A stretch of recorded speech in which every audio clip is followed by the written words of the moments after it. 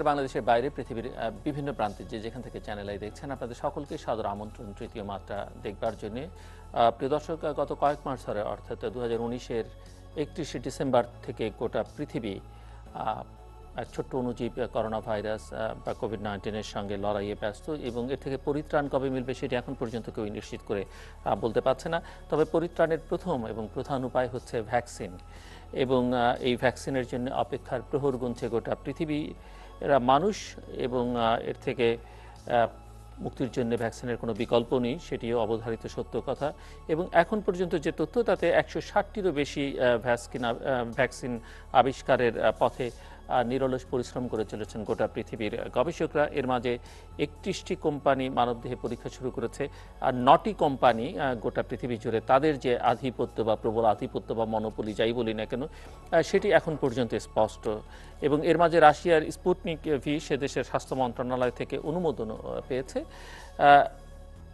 Vaccine নিয়ে প্রতিটি দেশই নানা রকমের কূটনৈতিক তৎপরতা চালাচ্ছে, বাংলাদেশে এর মধ্যে আছে।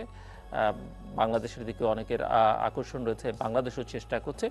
সব মিলিয়ে আসলে এই ভ্যাকসিন পরিস্থিতি নিয়ে কথা বলবার জন্য আমরা আজকে দুজন অতিথিকে আমন্ত্রণ জানিয়েছি। আমাদের সঙ্গে স্টুডিওতে রয়েছেন দেশের প্রখ্যাত মেডিসিন বিশেষজ্ঞ, বঙ্গবন্ধু শেখ মুজিব মেডিকেল বিশ্ববিদ্যালয়ের ইউজিসি প্রফেসর, 21শে পদকপ্রাপ্ত এবং বাংলাদেশের প্রধানমন্ত্রীর ব্যক্তিগত চিকিৎসক প্রফেসর ডক্টর ABM আবদুল্লাহ। আমাদের সঙ্গে ঢাকার গুলশানের বাসা থেকে যুক্ত হচ্ছেন বাংলাদেশ ঔষধ শিল্প সমিতির সভাপতি এবং জাতীয় সংসদ সদস্য এবং বেক্সিমকো ফার্মাসিউটিক্যালস লিমিটেডের ব্যবস্থাপনা পরিচালক নাজমুল হাসান পাপন। নাজমুল হাসান পাপন বাংলাদেশ ক্রিকেট বোর্ডের সভাপতি হিসেবে সমধিক পরিচিত আমাদের সকলের কাছে। স্বাগত আপনাদের দুজনকে তৃতীয় মাত্রায়। আমি একটু প্রফেসর ABM আবদুল্লাহ আপনাকে দিয়ে আলোচনা শুরু করতে চাই। কি মনে হচ্ছে ভ্যাকসিন ডিপ্লোমেসিতে বাংলাদেশ কতটা এগিয়ে বা পিছিয়ে রয়েছে? ধন্যবাদ আপনাকে, দর্শকদেরও স্বাগত জানাচ্ছি। তো আমি শুরুতে আমাকে বলে নিতেই হবে যে একটা সংক্রমণের ঝুঁকি কিন্তু এই যে করোনার সময়ের ঝুঁকি কিছু কিছু কম বেশি বাড়া কমা চলছে, যদিও কিছুটা নিম্নমুখী। এবং আপনি জানেন যে মৃত্যুর ঝুঁকি কিন্তু এখনো কমছে, অনেকে কিন্তু আমাদের ছেড়ে চলে যাচ্ছেন, মারা যাচ্ছেন। তো আমি শুরুতেই যারা আমাদের ছেড়ে চলে গেছেন, ইন্তেকাল ফরমেছেন, আমাদের অনেক ডাক্তার, স্বাস্থ্যকর্মী, সাধারণ লোক এবং সমাজের বিশিষ্ট ব্যক্তিবর্গ রয়ে গেছেন। আমি শুরুতেই তাদের আত্মার মাগফিরাত কামনা করি এবং আমি শোক সন্তপ্ত পরিবারের প্রতি গভীর সমবেদনা জানাচ্ছি। এমনকি এখনও অনেকেই কিন্তু হাসপাতালে ভর্তি, আইসিইউতে, ভেন্টিলেটরে মৃত্যুর সঙ্গে রয়েছেন, কিছু কিছু রোগী আছে এরকম। আমি তাদেরও দ্রুত আরোগ্য কামনা করছি আর কি। তো ভ্যাকসিন নিয়ে একটা কথা বলতে, আপনি শুরুতে একটা কথা বলছিলেন যে একমাত্র ভ্যাকসিন দিয়েই হয়তো এটার সমাধান হবে, আসলে সেটা আমি পুরোপুরি একমত নই। প্রধানও নয়, আসলে প্রধান হলো আমাদের জনগণের সচেতনতা, প্রতিকার, প্রতিরোধ, স্বাস্থ্য সচেতনতা, স্বাস্থ্যবিধি মানা, এগুলো সবচেয়ে জরুরি। কারণটা হলো ভ্যাকসিন কবে আসবে আমরা এখন কিন্তু শিওর না। যদিও আপনি বললেন 9টা অর্গানাইজেশন, ঠিকই এটা ফাইনাল ট্রায়াল আসছে, আমাদের 5টা মেইনলি আমরা জানি, এটা তো ট্রায়াল আছে, ফাইল কবে আসবে তাও শিওর না। সুতরাং ওই ভ্যাকসিনের জন্য আমরা আশায় বুক বেঁধে আছি, এতে কোনো সন্দেহ নাই যে অবধি ভ্যাকসিন আসবে এটি যে সমস্যার সমাধান করবে এটা কিন্তু এখনো শিওর না, কারণ এই নেচার সম্বন্ধে আমরা জানি না। তো সবচেয়ে যেটা বড় কথা, করোনাতে মিউটেন্ট ভাইরাস চরিত্র বদলাচ্ছে, হয়তো এমন একটা ভ্যাকসিন আসলো পরে এটা একটা কাজ করবে কিনা আমরা কিন্তু এখনো শিওর না। সুতরাং আমাদের কিন্তু দ্বিধাদ্বন্দ্ব এখনো কাটে নাই।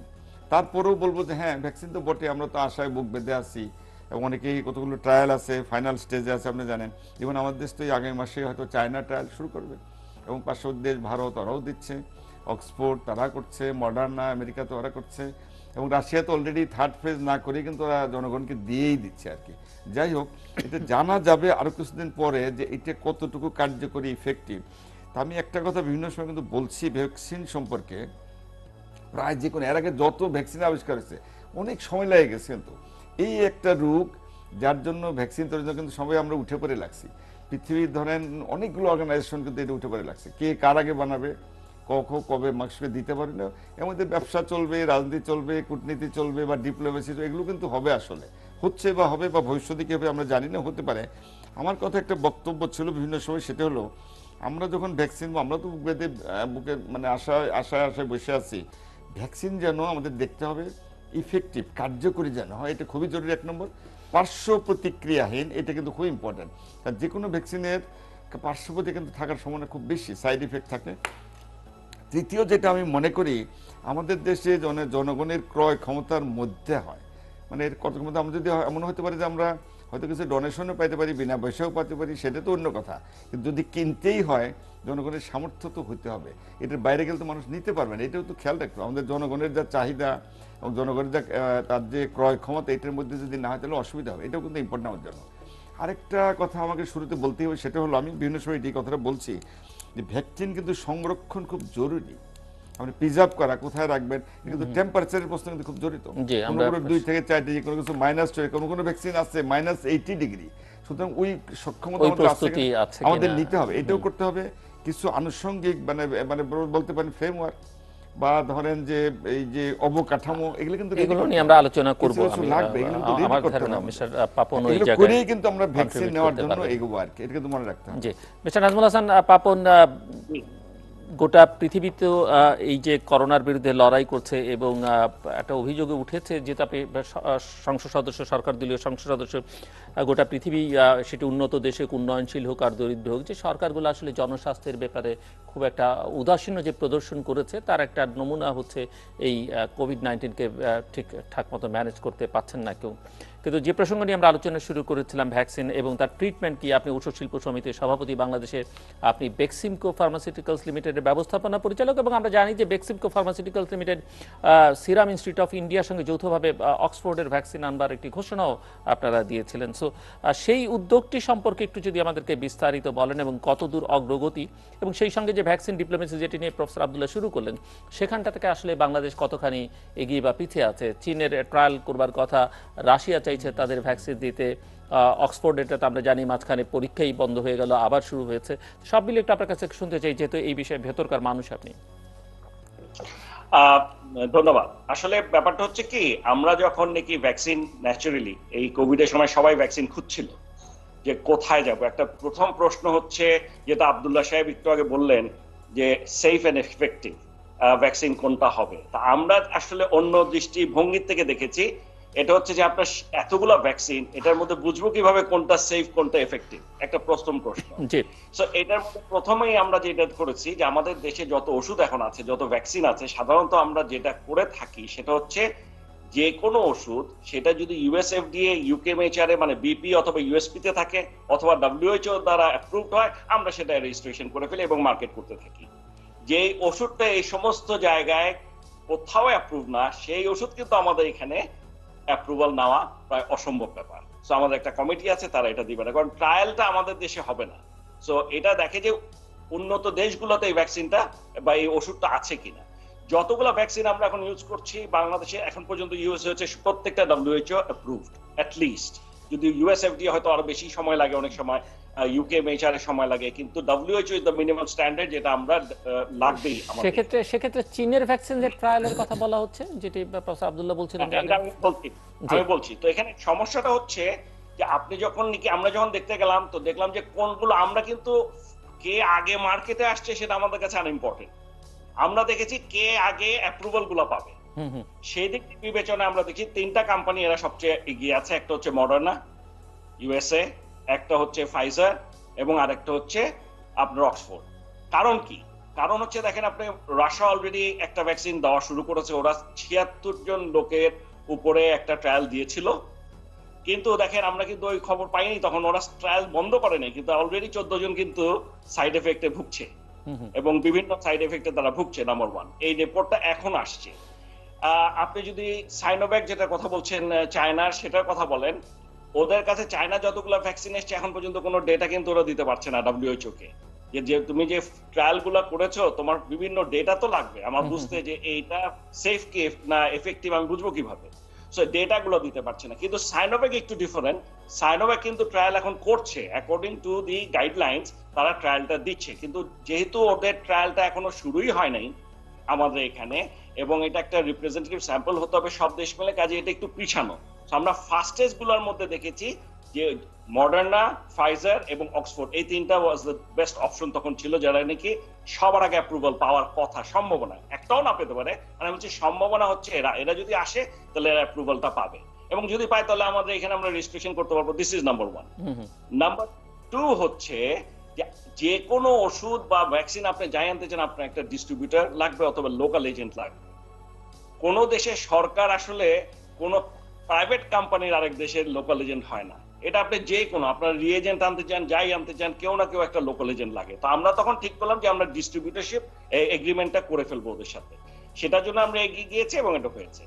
এটার পিছনে আরো দুইটা, লাস্ট আমি শেষ করছি, ভালো কারণ, ভেরি ইম্পর্টেন্ট কারণ। আমরা দেখেছি যে মডার্নাটা আগে আসলো আমাদের কোনো লাভ হবে না, আমরা এটা পারবো না, কারণ আমাদের এটার হচ্ছে স্টোরেজ ডিস্ট্রিবিউশন সব হচ্ছে -20 ডিগ্রি। আমাদের দেশে এখন পর্যন্ত যত ইপিআই বা যত ভ্যাকসিন আমরা দিচ্ছি এটা হচ্ছে 2 to 8। তো হঠাৎ করে -20 ওই জিনিস তো আমাদের কাছে নাই। তো এই জিনিস যদি আমরা তো এটা 1 লক্ষ লোককে দিচ্ছি না বা 10,000 লোককে না, সারা দেশের মানুষকে দিতে, মাসকে, and at a rapid pace. So এটা আমাদের দেশে সম্ভব না। আর ফাইজারেরটাই যখন আসলাম এটা -71, এটা তো আরো সম্ভব না। ইনফ্যাক্ট ইউএসএ নিজেই বলছে ওরা দিতে পারবে না এই ভ্যাকসিন। সো আমার কথা হচ্ছে যে আমরা যেটা বলছি, এইসব দেখে আমাদের কাছে অপশন একটাই ছিল। আর ফাইনালি উনি যেটা বললেন প্রাইস একদম যতগুলো আছে আপনি যদি দেখেন এক এক করে, মানুষের একটা ধারণা চায়নার দামটা বোধহয় একটু কম হতে পারে। এটা সবচেয়ে বড় এক্সাম্পল আপনাকে আমি জাস্ট বলে দিচ্ছি। মডার্নার প্রাইস হচ্ছে $35 পার ডোজ, 2টা ডোজ লাগবে প্রত্যেকটা, তার মানে $70। আচ্ছা, আপনি ফাইজারেরটা 20 $40। ওকে, আপনি ওরা গত সপ্তাহে প্রাইসটা রিলিজ করলো চায়না, সেটার প্রাইস দিয়েছে $144। এখন বলেন কই $20 আর কই মডার্নার $35-$70 $140। So they are the most expensive vaccine এখানটা, তো আবার চাইনিজ গভর্নমেন্টেরটা সাইনোফার্ম। এবং আমরা যেটা জানি যে ইভেন যদি আমরা এখানে লোকালি বানাইতে যাই এই সাইনোভ্যাক, তাতে আমাদের পরে প্রায় $80 পার ডোজ। মানে এটা জীবনেও আমরা এখানে বানাইতে পারবো না, মানে বানায় লাভ নেই, দাম দিয়ে আমরা আমাদের এফোর্ড করতে পারবো। হ্যাঁ, সো বিক্রি করা। এইসব চিন্তা করে আমরা তখন এই সিদ্ধান্তটা নেই যে প্রবাবলি এদের মধ্যে সবচেয়ে ভালো অপশন বাংলাদেশের জন্য হতে পারে এই অক্সফোর্ডেরটা। সেই জন্য আমরা অক্সফোর্ডের সাথে একটা ডিস্ট্রিবিউটরশিপ এগ্রিমেন্ট করেছি। এর মানে এই না আমরা এটা মার্কেট এন্ড ডিস্ট্রিবিউশন করছি, এটা গভর্নমেন্ট পলিসির উপর নির্ভর করছে।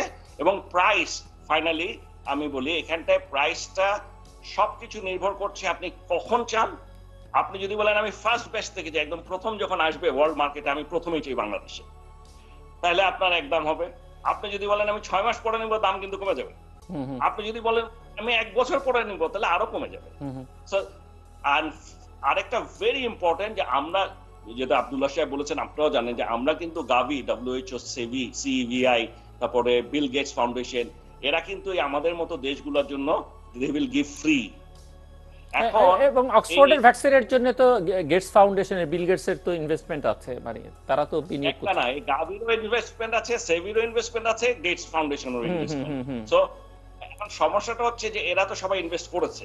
জি, এই ইনভেস্টমেন্টটা যে করেছে, তাহলে বাংলাদেশকে যেটা ফ্রি দিবে, যেটা নাকি আমরা পাওয়ার সম্ভাবনা সবচেয়ে বেশি কোয়ান্টিটিতে, ফর এক্সাম্পল, এটা খুব বেশি না, ওরা 92টা দেশে দিবে। ইনফ্যাক্ট দিবে 162টা দেশের জন্য ওরা ভ্যাকসিন গুলা নিচ্ছে। এর মধ্যে 80টা রিচ আর 92 হচ্ছে, 92টা হচ্ছে গরিব দেশ বা ডেভেলপিং কান্ট্রি আমাদের মতো। এর 50% আবার দিয়ে দেবে ইন্ডিয়াকে, বাকিটা আপনার ডিস্ট্রিবিউশন হবে।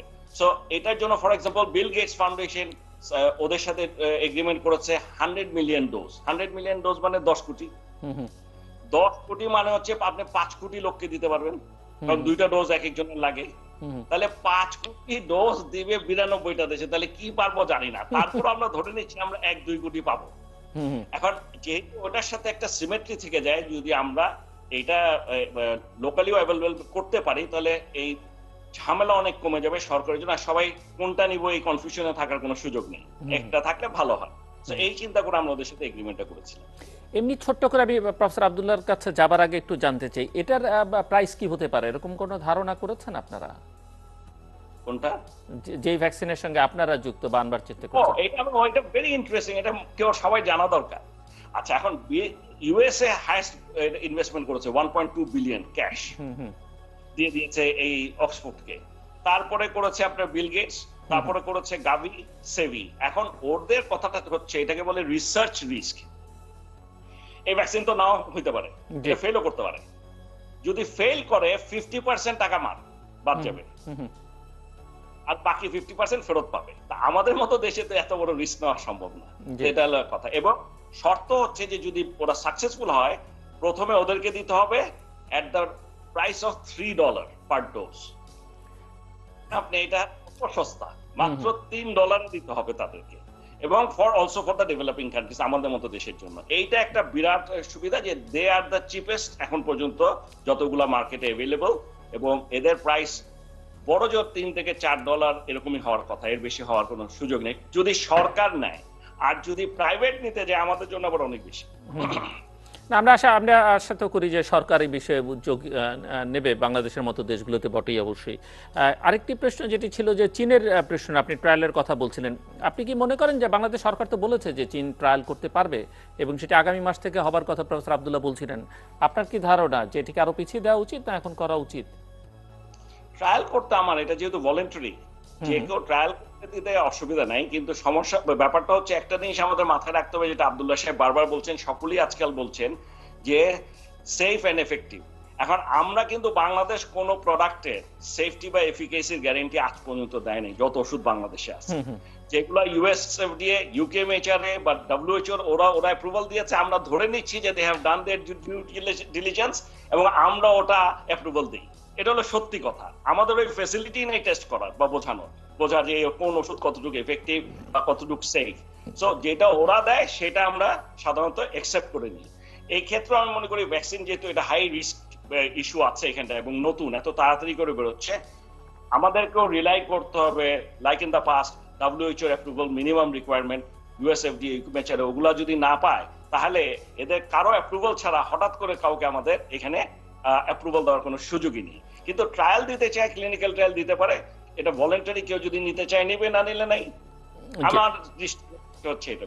প্রফেসর এবিএম আব্দুল্লাহ আরেকটা গুরুত্বপূর্ণ কথা তিনি তার কথার মধ্যে বলছিলেন যে ভ্যাকসিন আবিষ্কৃত হলেই তো হবে না, এটা আসলেও হবে না, তার জন্য এই ভ্যাকসিনের সংরক্ষণ করা, টেম্পারেচারের প্রশ্ন আলোচনা করছিলেন, সেই স্টোরেজের ব্যবস্থা আছে কিনা, এটার ডিস্ট্রিবিউশন সিস্টেমটা কি হবে, কিংবা এই যে টিকাটা দেয়া হবে কাদেরকে দেয়া হবে, কাদেরকে প্রায়োরিটি দেয়া হবে, কিভাবে দেয়া হবে, সেই ধরনের যে ইনফ্রাস্ট্রাকচার প্রস্তুতিটা দরকার সেটি আসলে বাংলাদেশের আছে কি না বা নিচ্ছে কি না, নেওয়া হচ্ছে কিনা, এবং সেটি অনেকটা আপনার কথার সূত্র ধরে নির্ভর করবে যে আসলে কোন ভ্যাকসিনটা আমরা নিতে চাইছি, তার উপরে অনেকখানি নির্ভর করবে, কারণ একটার সঙ্গে আরেকটা মিল নেই।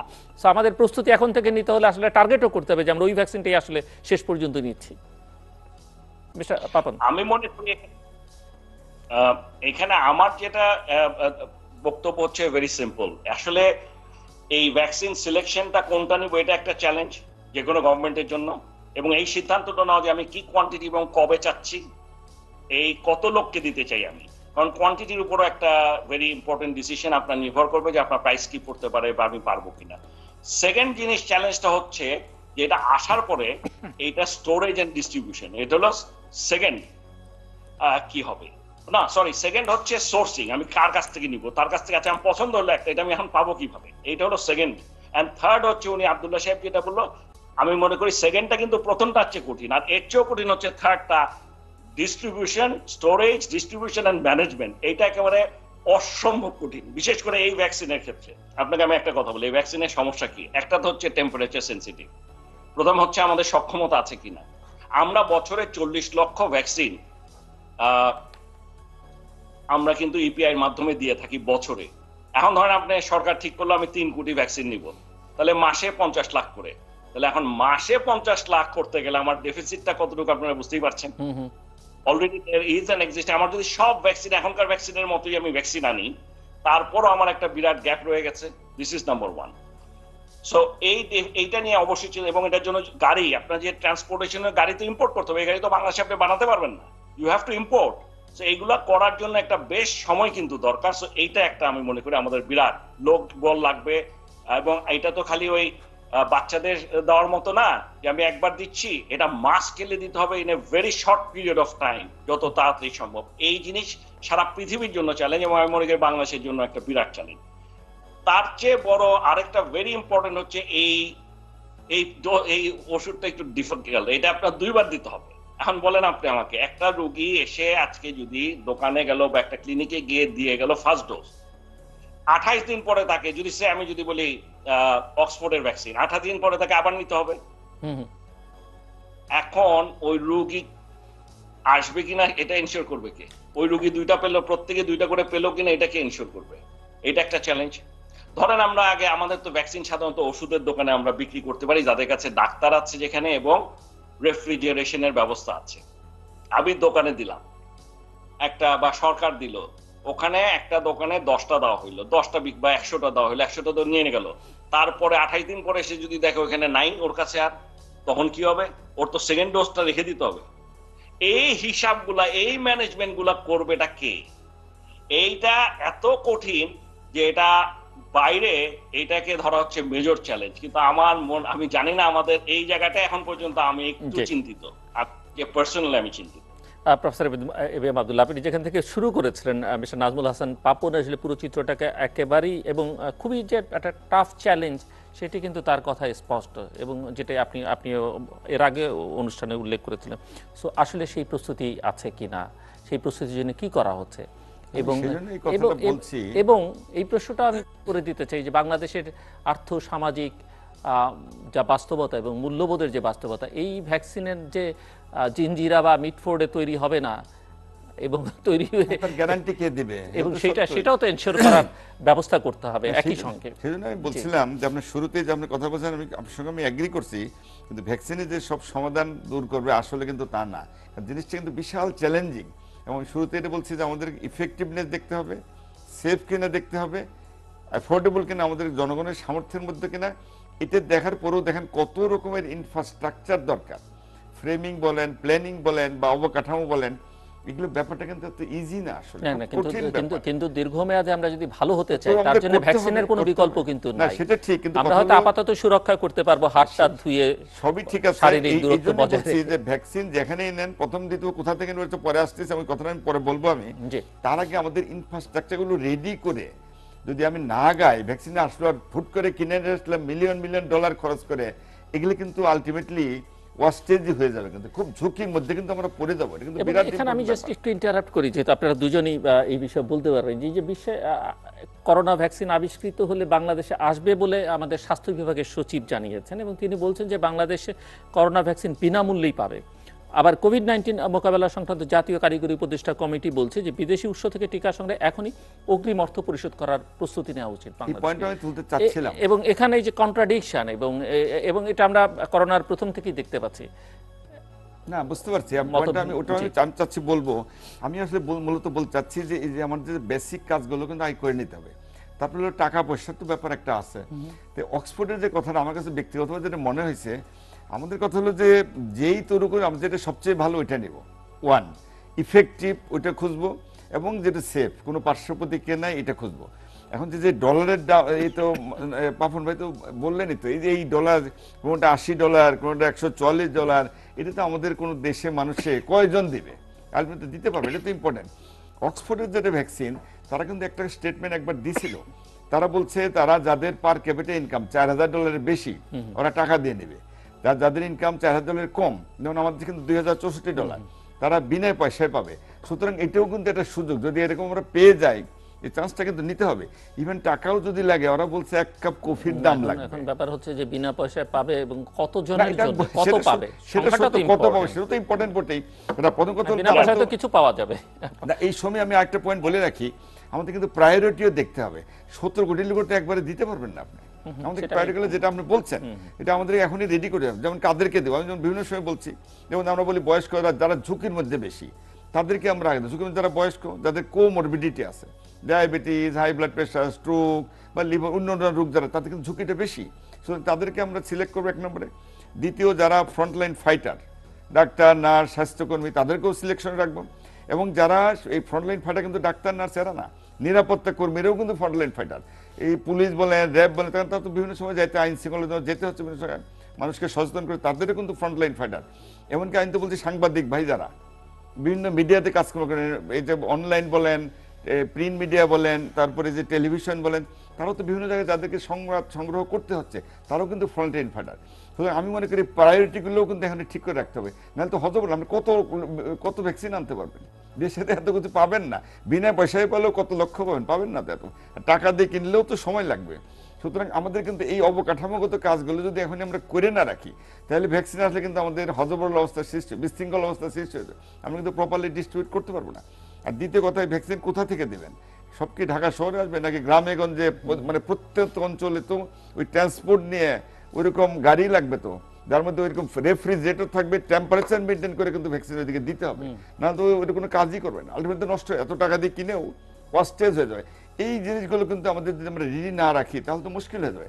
আরেকটা পয়েন্ট আমাদের বলতেই হচ্ছে, পরামর্শ কমিটি যেটা বলছে, কারণ ভ্যাকসিন আসলে আবার কারাকারি না লেগে যায় না, কে কার আগে নেবেই তো হবে, যারা বেশি পয়সা ধনী দেশ ওরা তো আগে কিনবে, তারা এই জন্য বলছে এটা বুকিং দিয়ে রাখতে। আমি কিন্তু এটা বিরোধিতা করছি। বুকিং কোনটা দেবেন আপনি? এখন কি আপনি চাইনিজটা দেবেন, নাকি মডার্নটা দিবেন, নাকি অক্সফোর্ড দিবেন, না কোনটা, নাকি ইন্ডিয়ানটা দেবেন, না রাশিয়ানটা দিবেন, কোনটা দিবেন? আমি তো বলছি যেটা ইফেক্টিভ, সেফ, অ্যাফোর্ডেবল। আপনি কালকে 5 জায়গায় কি দিয়ে রাখতে পারবেন? এটা তো সম্ভব না। কত কত ডোজের জন্য দেবেন? সুতরাং আমি মনে করি এইটা কিন্তু এই মুহূর্তে এত তাড়াহুড়ো করে অর্ডার দিয়ে পরে এই টাকাগুলো তো নষ্ট হবে আলটিমেটলি, হয়তো কার্যকরী হলো না, তখন কি তারা কি ফেরত দেবে টাকা, নাকি অর্ধেক দেবে, না কি করবে? এটা তো আমরা শিওর না। অথবা আমরা যদি মনে করি চায়নাটা ট্রায়াল, ওই আশায় বসে থাকলেও তো হবে না, বসে থাকছি না, আমরা চেষ্টা করবো। সচিব যেমনটা বলেছেন সেটাও তো ঠিক, সেটা অবশ্য উনি ওনার ব্যক্তিগত মত বলতে, আমি বলছি আমরা চেষ্টা করবো। ফ্রি পাইলে তো অসুবিধা কি, পাইলে তো ভালো, কিন্তু মুশকিল হলে আমাদের তো শিওর হতে হবে। এখন ধরুন চাইনিজ ট্রায়াল দিলে ওকে, চাইনাসটা দেখলাম, অক্সফোর্ডের ট্রায়াল দিচ্ছে, দুটোর মধ্যে যদি আমার অক্সফোর্ডটা ভালো মনে হয়, আমি কোনটা নেবো?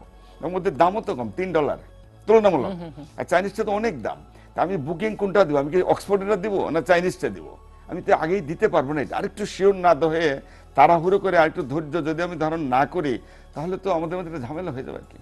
আমি মনে করি যে সাধারণভাবে তো একটা স্ট্যান্ডার্ড বোঝাই যায় যে কোনটার কি হতে পারে, প্রাইসের কথা বলি, কোয়ালিটির কথা বলি, সব মিলিয়ে সেটি তো একটা অ্যাসেস করাই যায়। এবং মিস্টার নাজমুল হাসান আপনার কথাও সেটি মোটামুটি, আমি সেটা বলছি, আমিও তাই চাচ্ছি অ্যাসেস করা গেলেও, এবং বিশ্বাসযোগ্যতারও একটা ব্যাপার আছে, আস্থারও ব্যাপার আছে। আস্থার ব্যাপার অবশ্যই তো আছে, হ্যাঁ, আস্থা তো লাগবে আমাদের। রাশিয়া, চায়না, আমেরিকা কোন জায়গায়, আমাদের পার্শ্ববর্তী দেশ ইন্ডিয়াতেও তো করছে, যে সেরাম ইনস্টিটিউট যেটা বললেন, তাদেরও ভ্যাকসিন অক্সফোর্ডের সঙ্গেও তাদের চুক্তি আছে। এটা যাই হোক, কিন্তু আমি বলছি যে এই কাজগুলো ঠিক করে তারপরে আপনি আগান, তাড়াহুড়ো না করে। দরকার বলে আমরা 2 মাস দেরি হোক, 3 মাস দেরি হোক, কিন্তু আমরা তাড়াহুড়ো করে নিতে গিয়ে একটা যেন আমরা বিশৃঙ্খল অবস্থা তৈরি না করে বসি আর কি। মিস্টার নাজমুল হাসান, আপনি বলতে চাইছিলেন বোধহয়।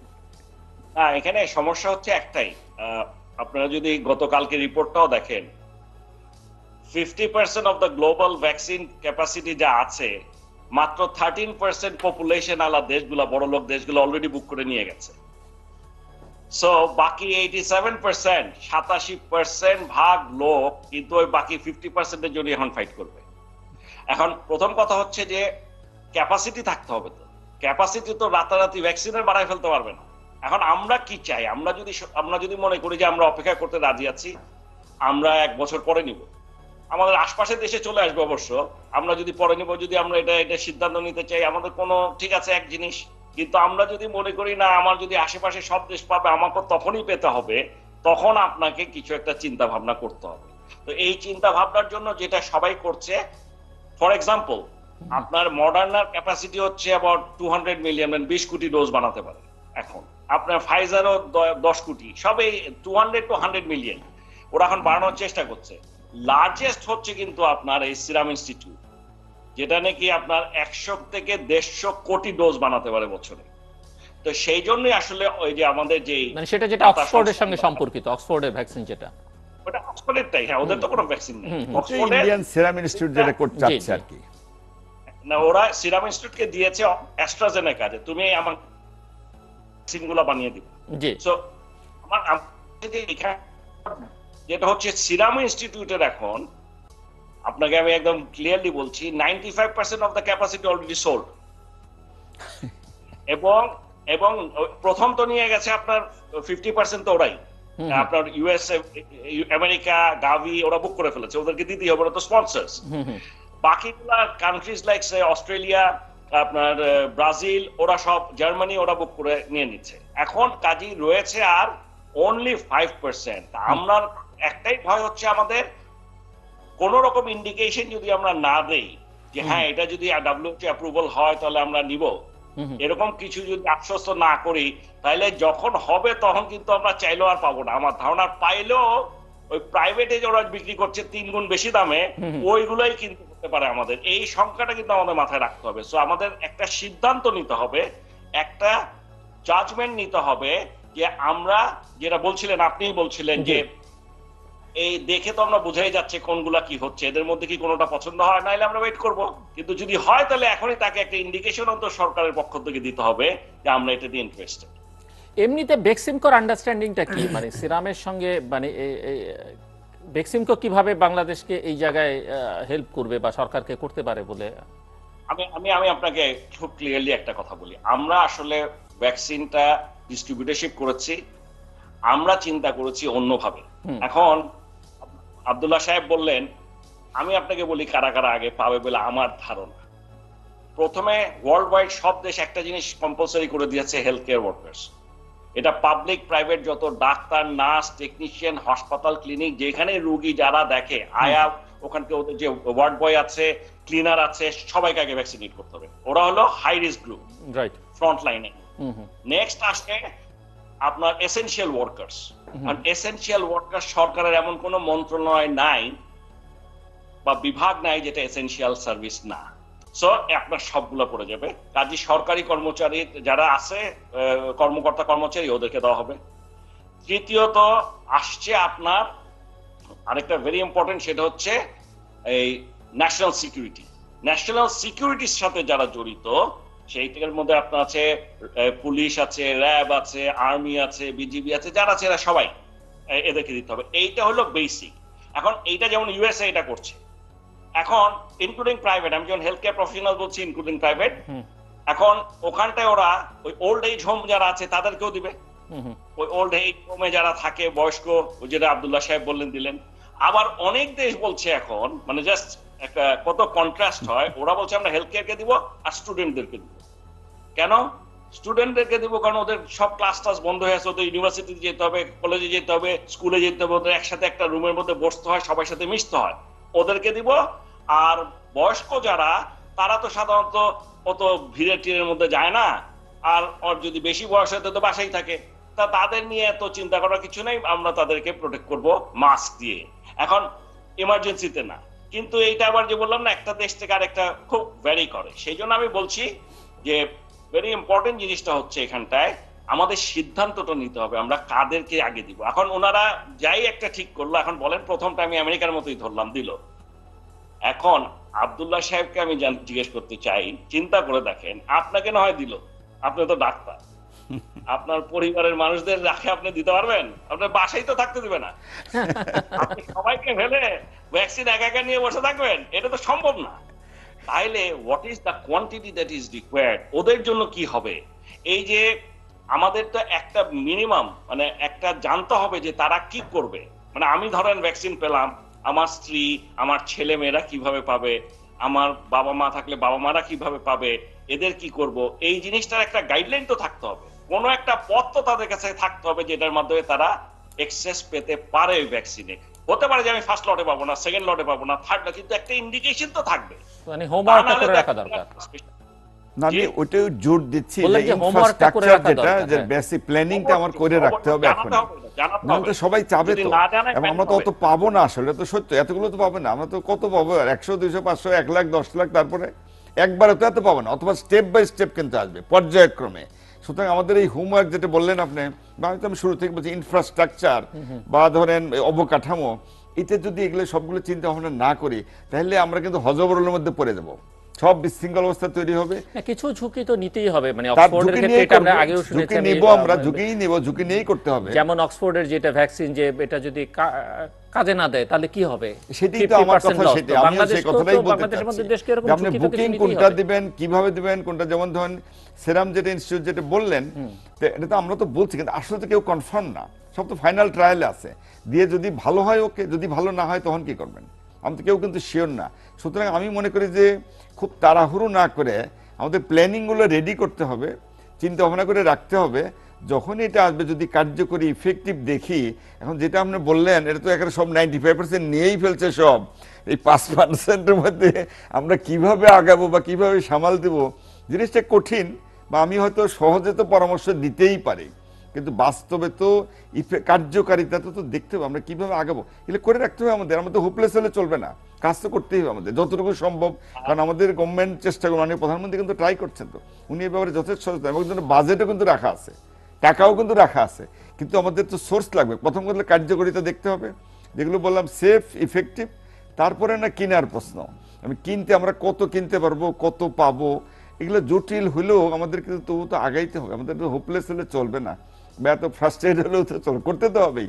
কিছু আনলেও দিতে হবে, আনলে কিছু লোকে যদি আমরা দিতে পারি তাহলে এটা কতটুকু কার্যকর, তখন কিন্তু আমাদের একটা ব্যক্তিগত অভিজ্ঞতাও হবে যে আমরা দিয়ে আসলে ইফেক্টিভ কার্যকরী হচ্ছে। সুতরাং এগুলো তখন দেখার সুযোগ কিন্তু আমাদের রয়ে গেছে। আর চাইনিজ কথাটা যেটা বলছিলাম, চাইনিজ একটা টিম আসলে মাস 2 আগে, জানেন তাই না, একটা ওরা কিন্তু বলে গেছে বাংলাদেশে ট্রায়াল দিবে এবং যদি এটা কার্যকরী হয় বাংলাদেশকে ওরা আগে দিবে। এটা যদি ওরা ওদের কথা রাখে তাহলে এটাও তো এটা আমাদের জন্য ভালো নিউজ বলতেই হবে আমাদের। এবং তো ওরা 1 লক্ষ ডোজ নাকি বিনা পয়সায়ও দিবে। সুতরাং ওদের ট্রায়ালটা হোক, ট্রায়াল হলে আমাদের দুইটা জিনিস হবে, আমাদের ব্যক্তিগত অভিজ্ঞতা হবে, কারণ আমাদের অনেক লোক তার মধ্যে ইনভলভ হবে, ওদের একটা এক্সপিরিয়েন্স হবে, ভালো হবে এটা। আর আমরা দেখতে পাবো যে কতটুকু এটা কার্যকরী হচ্ছে, এটাও ভালো। তো ট্রায়াল দিতে তো দোষ নাই, এবং তো ভলান্টারি, পয়সা তো আর লাগবে না। সুতরাং দেখ না, যদি ট্রায়াল দিয়ে কার্যকারিতা ভালো পাই, আর চায়না তো বলছে যে বাংলাদেশকে ওরা আগে দিবে, তাহলে তো এটাও ভালো নিউজ আমার বলতেই হবে আর কি, দেখি না আমাদেরকে একটু দেখতেই হবে আর কি। মিস্টার নাজমুল হাসান, আরেকটা প্রশ্ন আমার ছিল যে বাংলাদেশ তো ফার্মাসিউটিক্যাল সেক্টরে বেশ ভালো সুনাম কুড়িয়েছে, প্রচুর ওষুধ রপ্তানিও বাংলাদেশে বিদেশে করে। এই ভ্যাকসিন তৈরির ক্ষেত্রে বাংলাদেশের কোনো আপনি নিকট ভবিষ্যতে কোনো সুযোগ দেখেন কেন? আমি যে কোভিড-19 ভ্যাকসিনের ক্ষেত্রে দেখছি যে যেটা ভারতে সিরাম করছে, বা বাংলাদেশে এরকম কোনো সম্ভাবনা হয়তো নিকট ভবিষ্যতে না হলেও, করোনা তো খুব দ্রুত চলে যাচ্ছে সেরকম মনে হচ্ছে না। আরেকটা হচ্ছে যেটা আমি বলছিলাম যে কোনো প্রোডাক্ট তো বাইরে থেকে আসার আগেই আমাদের এখানে যে কপি হয়ে যায়, এই জিঞ্জিরাতে বা মিটফোর্ডের কপি হবে কিনা বা নকল, তার জন্য যে সুরক্ষা বা প্রোটেকশন আগের থেকে নেওয়া দরকার, তার জন্য কি করণীয়, যদি এই দুটো বিষয় একটু ছোট্ট করে বলেন। প্রথম কথা হচ্ছে যে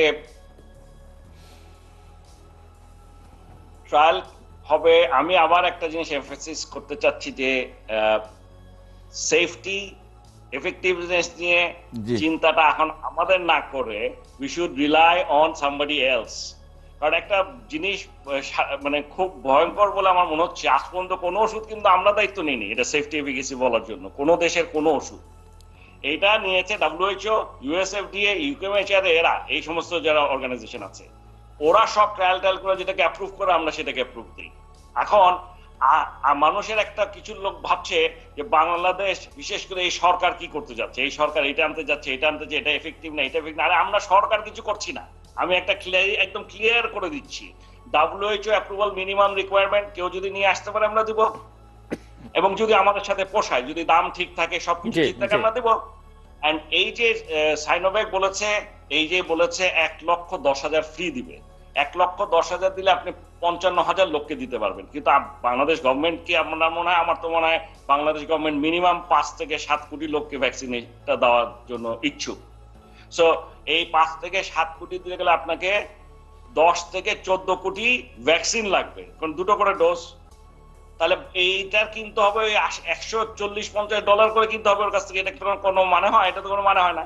সো আমি বলছি যে জিনিসটা একটু মাথায় প্ল্যান ওয়েতে আগাতে হবে, এটা এটা এটা এত সহজ না যে আচ্ছা দেখি না কি হয়, আসলো দেখবো।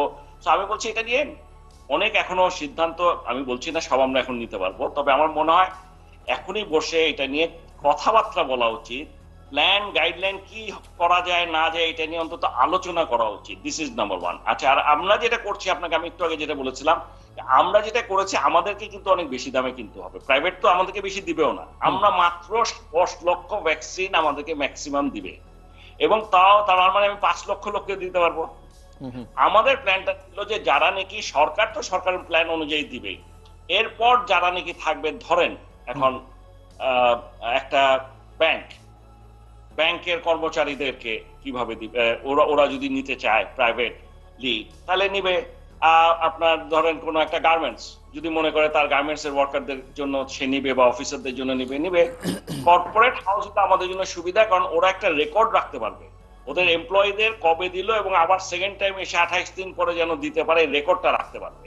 কিন্তু আমি যদি ওষুধের দোকানে দেই, এটা যে কি মিসম্যানেজমেন্ট হবে এটা আমি বলে শেষ করতে পারবো না। সো বেসিক্যালি আমরা আনছি বেসিক্যালি যদি সরকার অ্যাপ্রুভাল দেয়, আমরা বলছি না, তাইলে এবং ওই কোম্পানিরা যদি আমার কাছে অর্ডার দেয়, আমরা এজ এ ডিস্ট্রিবিউটর তাকে এনে দিব শুধু। আমরা এখানে কোনো মার্কেটিংও করছি না। আমাদের এবং গভর্নমেন্ট যদি চায় তাহলে আমরা গভর্নমেন্টের জন্য যা যা হেল্প দরকার ওদের সাথে ওটা আনার ব্যবস্থা করে দিব, এটা একদম সবচেয়ে কম দামে সেই জিনিসগুলো আমরা করে দিব। আমরা এছাড়া এখানে সোভার এই অক্সফোর্ড ভ্যাকসিন নিয়ে আমাদের কিছু নেই, কারণ আমাদের ওই সক্ষমতাই নাই। সত্যি কথা হচ্ছে এইটা ডিস্ট্রিবিউট করা, এইটা এই ভ্যাকসিন দেওয়া এবং এই রেকর্ড রাখা, রেকর্ড কিপিং, যে সে আবার দ্বিতীয়বার নিল কিনা, 28 দিন পরে কে কে কমপ্লিট হলো, এটা তো একটা আপনার এইটা তো ম্যান্ডেটরি এই ভ্যাকসিনের ক্ষেত্রে, যে আপনি মানুষ মানে সরকার জানতে হবে তো কত লোককে ভ্যাকসিন করা হয়েছে প্রপারলি, 2টা ডোজ নিয়েছে, কে সে, এগুলো যদি না জানে তো ওলট পালট লেগে যাবে পুরো দেশে, পরে কোনো ভ্যাকসিনই কাজ করবে না দেখা যাবে। সো এইটা একটু ঠান্ডা মাথায় চিন্তা করে করতে হবে, সেই জন্য আমরা মনে করি এটা অত্যন্ত জরুরি। আমি সেজন্যই কথাটা বলছি যে অবকাঠামোগুলা ইনক্লুডিং ম্যান পাওয়ার যারা দেবে এটা এখনই রেডি করতে হবে, নাহলে ওই বিশৃঙ্খল অবস্থা হবেই। এটা আমি শুরু থেকে বলছি, সংরক্ষণ এবং আনুষঙ্গিক যা লাগবে এবং ম্যান পাওয়ার, তাতে যেন সামান্যতম ত্রুটি না, কারণ এত দাম দিয়ে কিনে এনে একেবারে সবাই আশায় বুক বেঁধে আছে, তারপরে আলটিমেটলি বিশৃঙ্খলা যেটা বললেন আপনি, যে জিঞ্জিরা যেটা বললেন, এই ব্যাপারেও যদি আমরা সতর্ক না থাকি তাহলে কিন্তু মিসইউজের সম্ভাবনা কিন্তু ওষুধের দোকানে দিয়ে দেন, তাহলে কি হবে না, আমরা ওইভাবেই দিতে হবে। আমাদের জন্য কোনো উপায় যেন কোনো বিশৃঙ্খল অবস্থা তৈরি না হয়, যারে তারা যে কোনো হাতে এটা দেওয়া যাবে না, তাহলে এটা মিসইউজ হবে। প্লাস যেগুলো বললেন যে নকল টকল এগুলো তৈরি হয় আরেক ঝামেলা হয়ে যাবে আর কি। সেজন্যই বলছি শুরুতেই ভ্যাকসিনে কিন্তু মূল সমস্যার সমাধান না, আসলে আমাদেরকে এখনো স্বাস্থ্যবিধি মানতেই হবে। এই মাস্ক মিনিমাম মাস্ক তো পরবেন, 60 থেকে 80% লোক মাস্ক পরেই কিন্তু এটা সংক্রমণ ঠেকানো সম্ভব। আপনি 2 দিন আগে বোধহয় মিডিয়াতে দেখছেন প্রেসিডেন্ট ডোনাল্ড ট্রাম্প কিন্তু বলছে এই আগামী মাসে তার ইলেকশন ক্যাম্পেইনে বলছে, কিন্তু তার কাউন্টার কিন্তু আরেকজন বলছেন সামওয়ান, যে ওদের হেলথের যে উনি বলছে এইটা ভ্যাকসিনের চেয়ে জরুরি দরকার হলো মাস্ক পরা, জনগণ যদি যেটা মাস্ক তাতেও ঠেকানো সম্ভব। ভ্যাকসিন যখন আসবে সেটা পরের কথা। সুতরাং আমরা ভ্যাকসিন নিয়ে বসে থাকবো, ওইটাকেই বেশি আমরা গুরুত্ব দেবো বেশি। আমি বলছি যে ভ্যাকসিনটা তো আলটিমেট টার্গেট, আপনার ওইদিকে যেতেই হবে। আসলে আপনি তো পারবেন না তো, কিন্তু তাহলে তো আপনি আজীবনের জন্য মাস্ক পরে চলতে হবে। আজীবনের জন্য না, যতদিন এই করোনার সঙ্গে তো আমাদের যতদিন এটা না গেলে তো আমরা ঠেকাতে পারছি না। ভ্যাকসিন যতই আনেন, যদি 10 লাখও আনেন, আমরা দেখেন এই 100 কোটি লোকের এটা করতে কয় বছর লাগবে। অনেক 10 লাখ একবারে দিয়ে আর 2টা ডোজ 5 লাখের বেশি দিতে পারছেন না, ধরেন কথা, তাহলে আপনি 17 কোটি লোকের কতদিনে দেবেন? খুব জিনিসগুলো তো খুব জটিল হয়ে যাচ্ছে আসলে।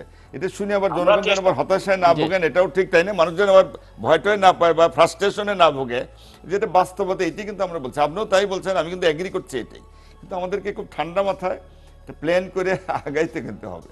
জি, মিস্টার নাজমুল হাসান পাপন বলছিলেন আপনি। আমাদের প্ল্যানটা হচ্ছে গভর্নমেন্টকে যদি মিনিমাম 3 কোটি ডোজ প্রথমেই যদি চায়, প্রথম 6 মাসে আমরা এনে দিতে পারি, এবং ফার্স্ট মান্থ থেকে, এটা যেদিন WHO অ্যাপ্রুভাল পাবে তখন থেকেই যদি এনে দিতে পারে, এমন তাহলে গভর্নমেন্টের জন্য তখন এটা একটা প্ল্যান করার সুবিধা হবে। সো এটা আমরা চিন্তা করছি, বাট এটা সম্পূর্ণ গভর্নমেন্টের ব্যাপার। এটা যে কোনো ভ্যাকসিনই আনতে পারে, আমাদের কোনো এটা নিয়ে ইস্যু নেই। কিন্তু আমরা যেটা আনছি, এটা যে আমরা যে বুক করেছি, আমরা কিন্তু এখন আনবো বলি নেই। ডিস্ট্রিবিউটর যে 10 লক্ষ, এখন বলেন এটা যে আমরা নিয়মটা কি হবে, এই গাইডলাইনটাই তো জানি না। আমি যে এখন কি আমি আপনার বিভিন্ন 2-1টা কোম্পানির কাছ থেকে নিতে পারি, কারণ অর্ডার না পেলে তো আমি এলসি খুলতে পারবো না, এলসি না খুললে তো বা বুকিং না দিলে তো আমি পাবো না। এখন আমায় কি কোম্পানির কাছ থেকে এক্সিস্টিং লয়, কিন্তু কোম্পানির কাছ থেকে আমি নিতে পারি না, ওদের জন্য এনে দিতেও পারি না। এখানে দেওয়া আছে ওষুধের দোকান, এখন ওষুধের দোকানে তো দেওয়া সম্ভবই নেই, এটা বুঝাবে কে?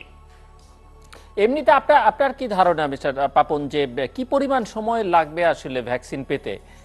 এবং আমাদের মতো দেশে প্রথমত যেটা হচ্ছে যে যেটি জিজ্ঞাসা, যে ভ্যাকসিনের আনুষ্ঠানিক অ্যাপ্রুভাল, যেটা যেই প্রতিষ্ঠানগুলোর কথা আপনি ওয়ার্ল্ড হেলথ অর্গানাইজেশন আপনি বললেন, তাদের অ্যাপ্রুভাল পেতে কি পরিমাণ সময় লাগবে, যেটাই পাক, সেটা অক্সফোর্ডেরটা হোক, অন্যান্য দেশেরটা হোক, আর বাংলাদেশ পর্যন্ত এসে পৌঁছতে কি পরিমাণ সময় লাগতে পারে, এটা জাস্ট বোঝার জন্য, যে প্রস্তুতি নিতে হলো তো সেটি বুঝতে হবে।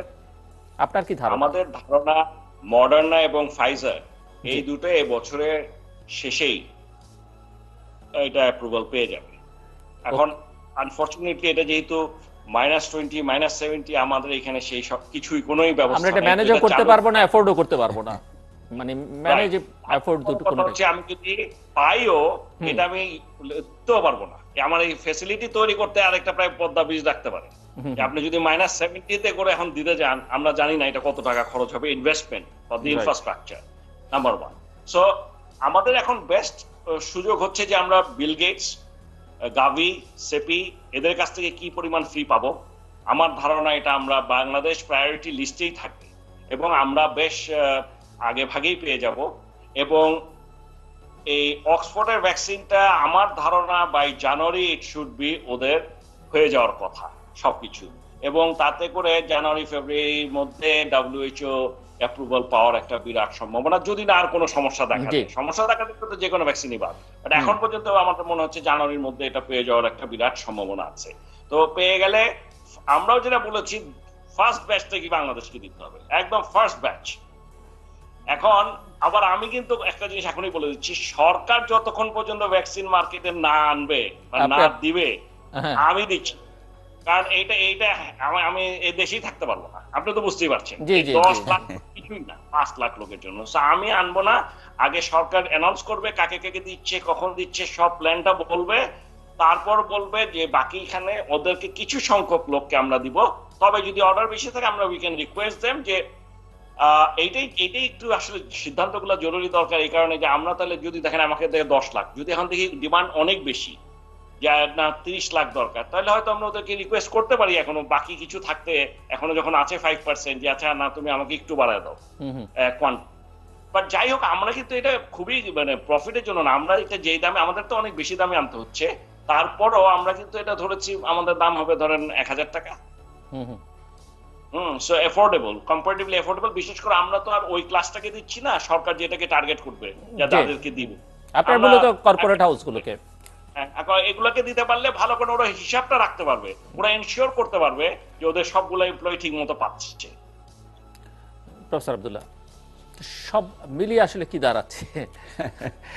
সব মিলে দাঁড়াচ্ছে, প্রথম কথা হলো WHO একটা কথা বলছিল, আমরা যতই বলি এই মাসে, এই বছরের শেষের দিকে আসবে, একসময় বলি সেপ্টেম্বর, তারপরে শুনলো অক্টোবর, ডিসেম্বর, WHO বলছে আগামী মাসের মাঝামাঝির আগে, আগামী বছর মাঝামাঝির আগে কিন্তু জেনারেল পাবলিকের জন্য সবাই পাবে না। ওরা তো অ্যাপ্রুভ করবে ডিসেম্বর বা জানুয়ারি, যাই হোক, কিন্তু অ্যাপ্রুভ করবে, তারপরে তো সময় লাগবে। না, যেগুলোর আগে হওয়ার সম্ভাবনা, সে তো আমি আপন বলছেন যে সেগুলো পেলে ওটা ম্যানেজও আমরা করতে পারবো না, অ্যাফোর্ডও করতে পারবো না। হ্যাঁ, সেটাই বলছি যে আমাদের ম্যানেজমেন্টগুলো, ওই জন্য আমাদের এখন থেকেই এই কাজগুলো রেডি করে রাখতে হবে যতটুকু সম্ভব, কারণ আমাদেরকে তো করতে হবে, আমাদের জনগণের জন্য তো করতে হবে। আমাদের সরকার বলেন বা আমাদের মন্ত্রণালয় বলেন, তারা তো মানুষের জন্যই করবে, বা যে আপন ভাই যেটা বলছেন তারা তো আমরা মানুষের জন্যই তো, কিন্তু এই ইনফ্রাস্ট্রাকচার রেডি না হলে তারা তো আনতেও পারছে না। তারা বলে, আপনি বলেন যে একটু বাড়ানো, একটু মানে কি 10 লাখের জায়গায় 15 লাখ পাইলেন, আলটিমেটলি তো বেশি হবে না, বেশি তো নিতে পারছে না অন্তত শুরুতে। তো শুরুতে আমরা যা পাই তাই নিয়ে আসি, আইনে অন্তত কিছু লোকের মধ্যে দিলে বোঝা যাবে কতটুকু কার্যকরী। আর যেটা আমরা ফ্রি পাওয়ার যেটা কথা বলছি, ভ্যাকসিন যারা তৈরি করবে ওরা WHO কিন্তু একটা অ্যামাউন্ট দিয়ে দেয়, গেভিকে দিয়ে দেয় এই তৃতীয় বিশ্বের বা উন্নয়নশীল দেশকে বিনা পয়সায় দেওয়ার জন্য। সুতরাং আমার মনে হয় এটাও এখন লবিং করে রাখা দরকার, যেন আমরা পরিমাণটা বেশি এখন থেকে পেয়ে যাই, তাই না? এটা করা উচিত। পাবো, আচ্ছা ঠিক আছে, আর একটু লবিং করে তো আরো বেশি পাই আমরা। আমাদের জনগণের ভালোর জন্য তো চেষ্টা তো করতে হবে। এটা যদি আমরা মানে বসে পাবো এই আশায় বসে থাকবো, এটা তো হয় না। সুতরাং আমাদের সব দিক দিয়ে কিন্তু আগাইতেই হবে আর কি। এটা জিনিসটা একটু জটিলই তো মনে হচ্ছে, এত সহজ তো মনে হচ্ছে না আর কি, যতই বলি। কারণ রোগটা নতুন ঝামেলা, এখন তো আমরা অদৃশ্য শক্তির বিরুদ্ধে ফাইট করছি, কোনো কুলকিনা তো পাচ্ছি না। শুধু ভ্যাকসিন কবে আসবে আসবে এই আশায় বসে রয়েছি, এটা তো সত্য। কিন্তু আসলেও সব জনগণের মাঝে এটা তো দিতে পারবেন না। এই যে টেম্পারেচার মেনটেন যেটা বললেন, এটা ছাড়া তো প্রত্যন্ত অঞ্চল তো সম্ভব না। হয়তো শহর কেন্দ্রিক বা রাজধানী বড় বড় শহর হয়তো এটা মেনটেন করা যাবে বা করা যাবে, এইগুলো তো আনতেও তো সময় লাগবে, এটা তো টাইমের ব্যাপার। করোনা বিদায় করাটা অনেক জটিল, এটা জটিল ব্যাপার আর কি। ইভেন জটিল আসলে বিদায় হবে কিনা সেটাও তো জটিল। কারণ অলরেডি তো WHO কিন্তু একটা কথা বলছে যে করোনা আলটিমেটলি পৃথিবী থেকে যাবে কিনা তাও আমরা জানি না। এমনও হতে পারে এই করোনার সঙ্গে সামঞ্জস্য রেখেই আমাদের জীবন জীবিকা সব রেখেই কিন্তু চলতে হতে পারে। অনেক ভাইরাস কিন্তু পৃথিবী থেকে যায় নাই। যে আমি বিভিন্ন সময় বলি B virus, C virus, HIV, AIDS এর যেটা, এই ভাইরাস তো রয়ে গেছে সারা পৃথিবীতে, তো রয়েছে, তাই না? ইভেন নর্মাল যে কতগুলো ভাইরাস, ইনফ্লুয়েঞ্জা বলেন, ফ্লু বলেন, এগুলো ইনফ্লুয়েঞ্জার কিন্তু ভ্যাকসিন আছে, বছর বছর দিতে হয়, যায় নাই তো। এমন হয়তো করোনাও থাকবে। আমরা আমাদের জীবন জীবিকা এর সঙ্গে সামঞ্জস্য করে চলতে হবে। কিন্তু এর মধ্যে আমাদেরকে বারবার যেটা আমি জোর দিচ্ছি, কষ্ট হলেও স্বাস্থ্যবিধি আমাদেরকে মানতে, খুব বেশি কাজ না। মাস্কটা জোরে সোরে রেগুলার পড়বেন, হাত ধোয়ার যে সংস্কৃতি এটা অলরেডি চালু অনেকেই করে, এটা করবেন। এবং শারীরিক দূরত্ব, আগে বলতো সামাজিক, সামাজিক না, আসলে শারীরিক। কিন্তু যতটুকু সম্ভব আপনি এখন যে পরিবহন ব্যবস্থা, মানে যেটা আগে ছিল পাশে গ্যাপ রেখে রেখে, এখন বাস ট্রেন সব তো আপনি আগের সিস্টেমই চলে গেছেন। এটার কারণ আছে অনেকগুলো, এটা সেটাও তো সত্য, কিন্তু তারপরে তো আমাদের ঢিলে ঢালা হলে তো চলবে না। জনগণ তো, আমি তো মাঝে মধ্যে বলি, জনগণ আমি দোষ দিচ্ছি না, আমাদের মধ্যে একটা ওই মানে সহনশীলতা এসে গেছে, আমরা কিন্তু ভয় পাই না আর। মেজরিটি আতঙ্কগ্রস্ত না, ভীত সন্ত্রস্ত না, যা হয় হবে, আল্লাহ যা করে করবে। আপনি সিদ্ধান্ত দিচ্ছেন জনগণকে সেভাবে মেলামেশা করার। সিদ্ধান্ত না, জনগণকে চেষ্টা করছি যে আপনারা যদিও বলছি, আপনার সিদ্ধান্ত না, মেলামেশা করে। আমি বললাম যে আপনার ট্রেন আপনি 2 মাস আগে যেভাবে চলতো এখন সেভাবে ওপেন করে, ওপেন হয়ে গেছে ট্রেন, বাস সবই এরকম করে। সবগুলো আমাদের রাস্তাঘাটে গেলে দেখা যায়, বাসে দেখে মানে ওই বাদুর ঝোলার মতো হ্যান্ডেল ধরে ধরে উঠতেছে, এটাও তো সত্য। ট্রেন, লঞ্চ, ইভেন তো প্লেনও তো এখন চলবে, সেগুলো অফিস আদালত সব তো খোলা, মানুষকে আবার অফিসে যেতেও হবে, সবই সত্য। বাজার হাটেঘাট গেলে তো মনেই হয় না দেশে করোনা আছে কিনা, এটল তাও তো মনে হয় না আসলে, এটাও তো সত্য। এটা অবশ্য শুধু আমাদের দেশে না, কিন্তু আমেরিকাতে একটা সি বিচ খুলে দিচ্ছে, আপনি হয়তো মিডিয়াতে দেখছেন, একবারে মানে হাজার হাজার লাখ লাখ লোক যায়, যা খুঁজে যায়, ওরাও কিন্তু মানতে চাচ্ছে না। বিভিন্ন দেশে মিছিল হচ্ছে, লকডাউন মানবে না, এই মানে মাস্ক পরবেন, এরকম কিন্তু ঘটনা সারা পৃথিবীতে ঘটছে আজকে। কারণ মানুষের বোধহয় অবস্থাটা এরকম, একটা স্টেজে এরকম হইতে হইতে আর ভয় পায় না, যা হয় এরকম ভাব সারা পৃথিবীতে কিন্তু হয়ে যাচ্ছে, এটাও ঠিক। তারপরেও তো আমাদেরকে চেষ্টা তো চালিয়েই যায়। আপনার মিডিয়ারা যারা, আপনারা যারা আছেন, আপনারা তো বারবার প্রচার করছেন, মানুষকে সতর্ক করছেন, আমরা সতর্ক করছি, আমাদেরকে এটা চালিয়ে যেতে হবে যতদিন এই ঝামেলা থেকে মুক্ত না হই। মিস্টার নাজমুল হাসান পাপন, আপনার ফাইনাল টেক, আমরা একেবারে শেষের দিকে। আপনার একটা প্রশ্নের উত্তর আমার দেওয়া হয়নি, এটা আমি একটু বলে নেই। বাংলাদেশ ফার্মাসিউটিক্যালস ইন্ডাস্ট্রি কিন্তু আপনারা জানেন যে আমরা সম্পূর্ণ ফিনিশড ফর্মুলেশনে, ভ্যাকসিন একটু পিছনে, তারপরও এইটুকু আপনার মাধ্যমে আমি নিশ্চিত করতে চাই, এমন কোনো ওষুধ নাই, এমন কোনো ভ্যাকসিন নাই বাংলাদেশ বানাতে পারে না। বাট এখন এমার্জেন্সি বেসিসে করাটা একটু কঠিন, কারণ এগুলো একটু টাইম লাগে। বিশেষ করে এই ভ্যাকসিনের কোনটা আমরা বানাবো এটাও আমরা এখনো বুঝতে পারছি না, যেটা নাকি আব্দুল্লাহ সাহেব বলছে। আসলে কোনটা সরকার নিবে, এটা যেমন আমরা কোনটা বানাবো, কারণ ইনভেস্টমেন্ট লাগবে, তো এত ইনভেস্ট করলাম, তারপরে দেখা গেল এটা পাশই হলো না, তখন করবোটা কি? তো আমরা অপেক্ষা করছি। আমার ধারণা বাংলাদেশে খুব শীঘ্রই আপনি দেখবেন, যখন অ্যাপ্রুভাল পেয়ে যাবে, যত তাড়াতাড়ি সম্ভব বাংলাদেশে বানানো শুরু করে দেবে। এটা হলো নাম্বার 1। এন্ড নাম্বার 2, ফাইনালি আমি একটা কথাই বলবো, যে আসলে আব্দুল্লাহ সাহেবের সাথে আমি একদম একমত, যে ভ্যাকসিন কিন্তু আপনাকে কোনো গ্যারান্টি দিবে না যে আপনার এই ভ্যাকসিন নিলে আপনার কোভিড হবে না, এই গ্যারান্টি নেই। ম্যাক্সিমাম ভ্যাকসিনে আপনার টার্গেটই করে যে 60% to 70% এফিকেসি, ওটা যদি থাকে তার মানে ওরা ধরে নেয় এটা হাইলি সাকসেসফুল। আপনি ফ্লু ভ্যাকসিন প্রতি বছর নিচ্ছে, মানুষের ফ্লু হচ্ছে না। এই যে ইনফ্লুয়েঞ্জা ভ্যাকসিন নিচ্ছে মানুষ, তো ইনফ্লুয়েঞ্জা আবার হচ্ছে না। তো আমার কথা হচ্ছে যে এইগুলা, এই ভ্যাকসিন নিলেও কিন্তু আপনার কোভিড হতে পারে।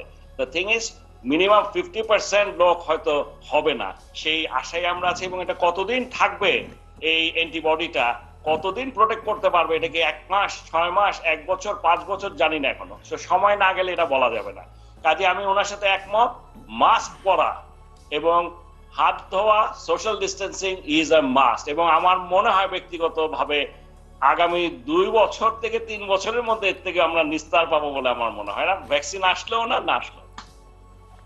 অনেক অনেক ধন্যবাদ মিস্টার নাজমুল হাসান পাপন এবং প্রফেসর ডক্টর এবিএম আব্দুল্লাহ। দর্শক, খুবই গুরুত্বপূর্ণ একটি বিষয়, কারণ অনেকেই আশায় বুক বেঁধে আছেন যে কত দ্রুত ভ্যাকসিন বোধহয় চলে আসলো আমাদের ঘরের কাছে, এবং আমরা আজকেই নেব, কালকেই সুস্থ হয়ে যাব বা কোনো বিপদ হবে না। দুজনের আলোচনা থেকে এটি বেরিয়ে এসেছে যে ভ্যাকসিন অবশ্যই এটি এত আলটিমেট সলিউশন, কিন্তু সেটিও একেবারে শতভাগ নিশ্চিত নয়। হয়তো 50% ওনারা মনে করেন যে তা থেকে রক্ষা পাওয়া যাবে। মাস্ক ব্যবহার, শারীরিক দূরত্ব আপাতত বজায় রেখে চলা, হাত ধোয়ার কোনো বিকল্প নেই। এবং অ্যাট দ্য সেম টাইম যেটি দরকার, যে ভ্যাকসিন কত দ্রুত, কত বেশি সংখ্যায় বাংলাদেশ পেতে পারে, তার জন্য এখন থেকে সর্বাত্মক প্রস্তুতি গ্রহণ করা দরকার, নীতি গ্রহণ করা দরকার, যে আমরা আসলে কী করব, কোন দিকে তাকিয়ে থাকব, উত্তরে না পশ্চিমে না দক্ষিণে না পূবে, এটি আমাদের ঠিক করতে হবে সেখানে। কারণ এটি বোঝা খুব কঠিন কাজ না, যে কোন জায়গা থেকে ভ্যাকসিনটা আমরা পেতে পারি, বেশি সংখ্যায় পেতে পারি, স্বল্প মূল্যে পেতে পারি, বা আমাদের যে ব্যবস্থাপনা আছে, ক্যাপাসিটি আছে, বা যে ক্যাপাসিটি আমরা তৈরি করতে পারবো, তার জন্য কোন ভ্যাকসিন উপযোগী হবে, সেই নীতি আগে নির্ধারণ করা দরকার। এবং তারপর ওনারা যেটি বলছেন, সেই ভ্যাকসিন সুরক্ষণ, সেটির ডিস্ট্রিবিউশন, তার জন্য যে হিউম্যান রিসোর্স দরকার, এবং কোথায় কোথায় কাদেরকে আমরা প্রায়োরিটি দেব, এই বিষয়গুলো নিয়ে এখনই নীতি গ্রহণ করা এবং সর্বাত্মক যে অবকাঠামোগত প্রস্তুতি নেওয়া দরকার সেটি এখন থেকেই নেওয়া দরকার।